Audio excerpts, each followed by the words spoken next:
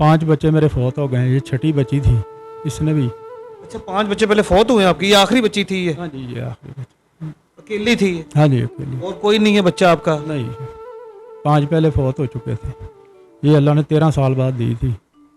तो ये पहले बीवी फौत हो गई, इसके बाद अब ये थी, ये भी मेरे लिए थी। इन्होंने को मैं 2-3 बारी गया बंदे लैके, ज़ईफ़ बजुर्ग कि देखो जो तुसी करना है कर लिया, अगों बदमाशियां करते हैं, तू तो नशा किया, जा तू जो करना कर ला, जा तू जो हिम्मत है इसकी असी कर लिया। मेरे पास इतने वसाइल ही नहीं है, मैं कहाँ से करूँ? मैं तो अपनी रोटी कमाने से, मेरी आंखें कमज़ोर हो गई रो के, शुगर मेरी 650 है इस टाइम।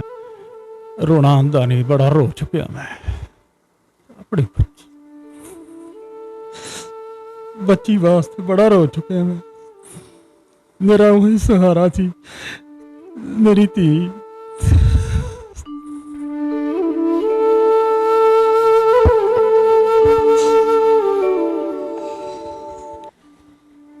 नाज़रीन,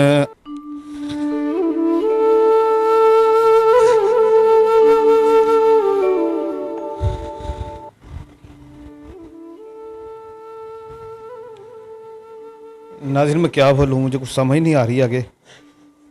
एक बाप के आंसू जो है ना वो मुझसे नहीं देखे जा रहे।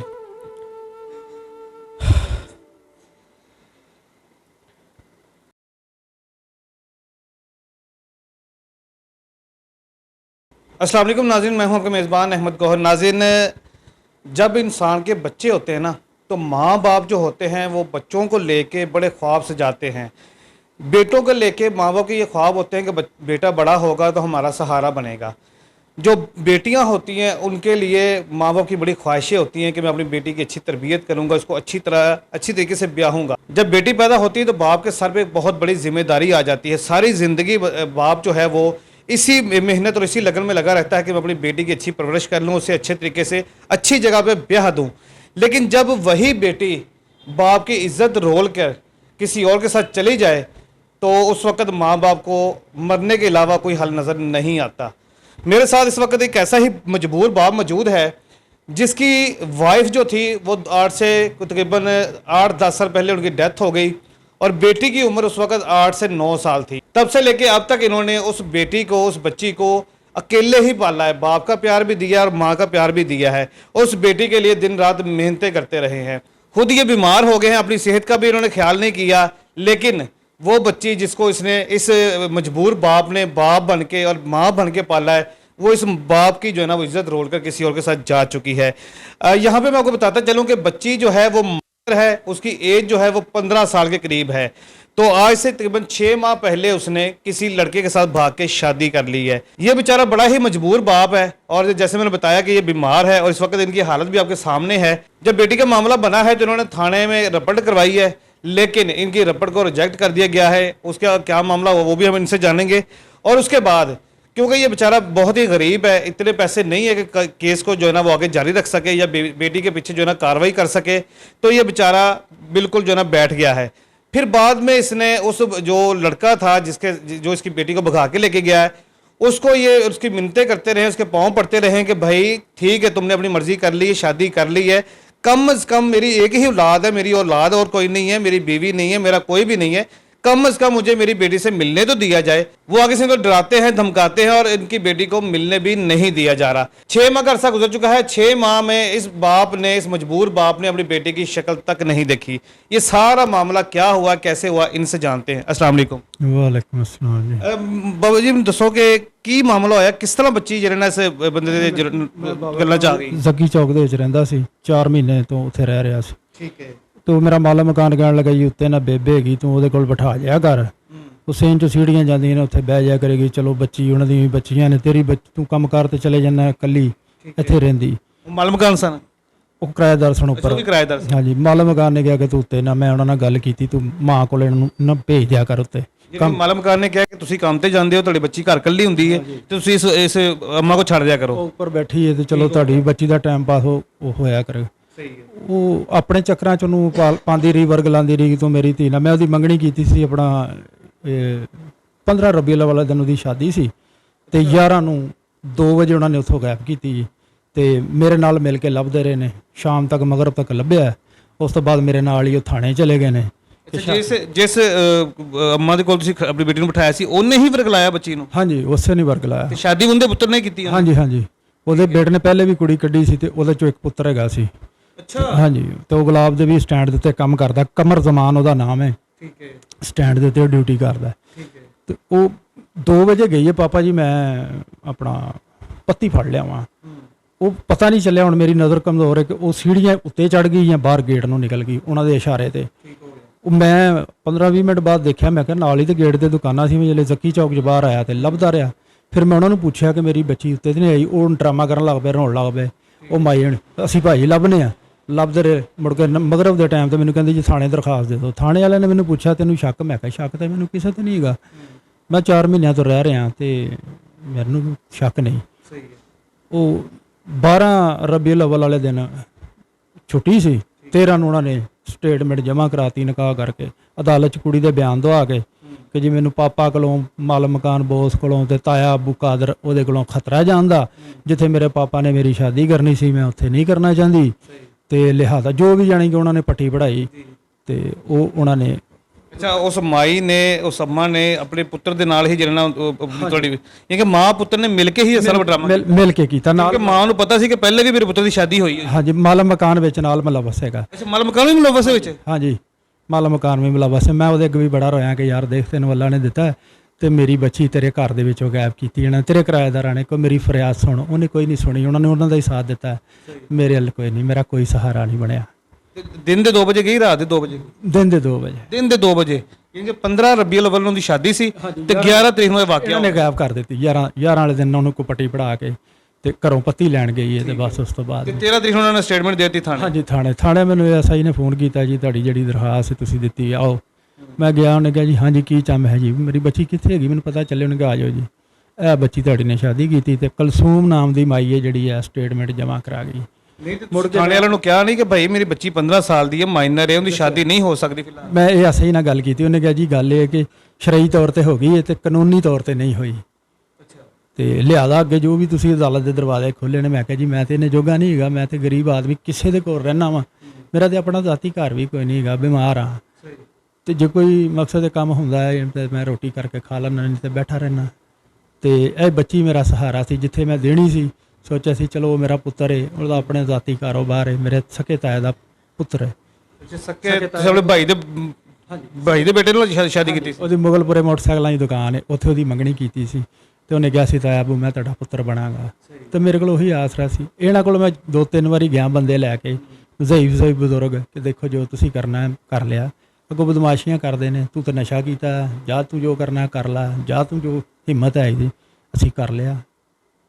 नाज़रीन, आप आइडिया करें कि कैसी बेहिसी है कि चलो शादी आपने कर ली है, समझ आ गई, चलो ठीक हो गया, जैसे भी हो गई है। कम से कम यार एक बाप है, उसका हक है अपनी बेटी को मिलने का, तो उसको बेटी से कम मिलवाया तो जा सकता है। तो आपने कोई कानूनी कार्रवाई आगे इससे नहीं की? कोई वकील किसी से बात की हो? किसी से नहीं बात की? मेरे पास इतने वसाइल ही नहीं है, मैं कहाँ से करूँ? मैं तो अपनी रोटी कमाने से, मेरी आंखें कमज़ोर हो गई रो रो के, शुगर मेरी 650 है इस टाइम। बेटी के गम में रोते रहते? हाँ जी, मेरी नज़र में आगे मोतिया आ गया है, अब मैं रोज़ी भी कमा नहीं सकता। 9 महीने का ये वाक़या है। 11 रबीउल अव्वल वाले दिन वो लेके गए हैं, तो अब तक मुझे नहीं मिली। वो कहाँ ज़िंदा है, मर गई है, क्या किया है क्या नहीं। मैं 3-4 दफ़ा गया हूँ, वो गाँव रखी है हमने, यार मुझे मिलाओ, मुझे, हमने गाँव रखी है, वो मिलना नहीं चाहती आपसे। क्यों नहीं मिलना चाहती? मेरी बेटी है यार। पता जब से इसकी वालदा की डेथ हुई है तब से लेके आपने ही पाला है? हाँ जी, दादी के पास थी ये कोटला बाजार में। कितनी तकलीफ़ें और कितनी मुसीबतें उठाई हैं इस बच्ची को पालने के लिए? बहुत ज़्यादा है। 5 बच्चे मेरे फौत हो गए हैं, ये छठी बच्ची थी, इसने भी।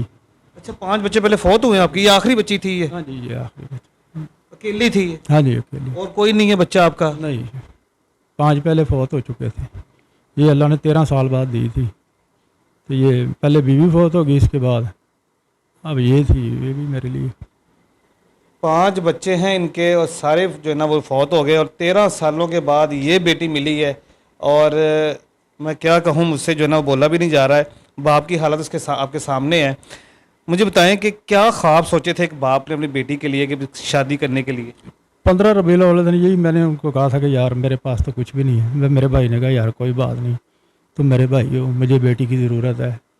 तो मैंने कहा यार मैं तो 4 बंदों को खाना भी नहीं खिला सकता। उसने कहा यार हम खुद खिला लेंगे, आप रिश्ता हमें दे दो। मंगनी की, 15 को शादी करनी थी, 11 को ये हादसा हो गया मेरे साथ। पढ़ाया था बच्ची को? नहीं, माँ जब उसकी वालदा फौत हो गई तब दादी के पास ही रहती थी। वो घर के काम पढ़ने जाने नहीं देते थे। वो अपने घर के काम ही करवा, चल कपड़े धोला, चलो कर ला, चलो कर ला, चलो कर ला। वैसे तो हमें कोई शक नहीं है, क्योंकि हिस्ट्री के अंदर ये चीज़ मौजूद है कि जो बेटे होते हैं ना, बेटे उनका जो ज़्यादा प्यार, जो ज़्यादा लगाव होता है ना, वो माँ की तरफ होता है। लेकिन जो बेटियां होती हैं ना, उनका ज़्यादा लगाव, ज़्यादा प्यार जो होता है ना, अपने बाप के साथ होता है। और बाप का भी जो ज़्यादा लगाव बेटी के साथ होता है। कितना प्यार करते थे आप अपनी बेटी से? ज़्यादा प्यार करता था, तभी तो रो रो के मेरी आंखों में जो है अब नज़र भी नहीं आता किसी का चेहरा। काम करने के लायक भी नहीं मैं रह गया हूँ। अब तो मैं खड़ा भी नहीं हो सकता। यानी कि 9 महीने इतना मैं रोया हूँ कि अल्लाह ने ये 5 बच्चों के बाद ये ज़िंदा बची थी, ये भी मेरे लिए अब मर ही गई। 9 महीने से ये गायब है। जिन लोगों ने वर्ग लाया है वो अब मेरी बात ही नहीं सुनते। बीमार हैं? आपको क्या मसला है? मुझे शुगर है और भूख से बहुत ज़्यादा लगती है। मैं रोटियाँ बहुत ज़्यादा खाता हूँ। अच्छा, भूख ज़्यादा लगती है, शुगर है आपको? हाँ जी, शुगर है मेरी। तो कोई इलाज उलूज करा रहे हैं कि नहीं? नहीं, मेरा इलाज नहीं है। मेरे अंदर से जो फैट है ना, वो पेशाब के रास्ते निकल चुका है, ताकत ख़त्म हो चुकी। अब मैं गोली भी खाता हूँ ना तो ज़ीरो हो जाती जहाँ। इसलिए आपको ये हाँ जी, मेरी आखिरी ख्वाहिश है ये मेरी बच्ची ने मैंने मिला देता जाए। मेरी ज़िंदगी का पता कोई नहीं। मेरी अखां अगे मोतिया आ गया। घर बार मेरा कोई नहीं रहने वास्ते। फैक्ट्रियां च ही मैं रहना वा जिथे काम करना। तो मेहरबानी। घर बार भी कोई जिथे काम करते उत्थे सौंदे? हाँ जी, उत्थे ही मैं रहना। सिर्फ बच्ची का करके 4 महीने वास्ते मैं मकान लिया सी। 4 महीनों च सिर्फ शादी करने वास्ते मैं मकान लिया सी, तो वो नहीं हो सकिया। मकान भी मेरा, घर बार कोई नहीं है मेरा, ना कोई कमान वाला, ना कोई सहारा है, कोई नहीं है। किसी का दिल करे इत्थे कोई मैनू दे दे कोई चीज़, ना दिल करे तो ना सही। रोना आंदा नहीं, बड़ा रो चुकिया मैं अपनी बच्ची वास्ते, बड़ा रो चुकिया मैं। मेरा वही सहारा थी, मेरी धी।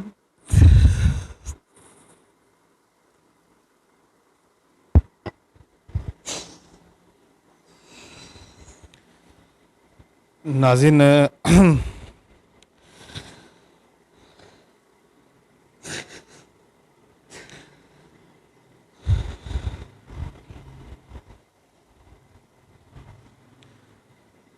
नाज़रीन मैं क्या बोलूँ, मुझे कुछ समझ नहीं आ रही आगे। एक बाप के आंसू जो है ना, वो मुझसे नहीं देखे जा रहे।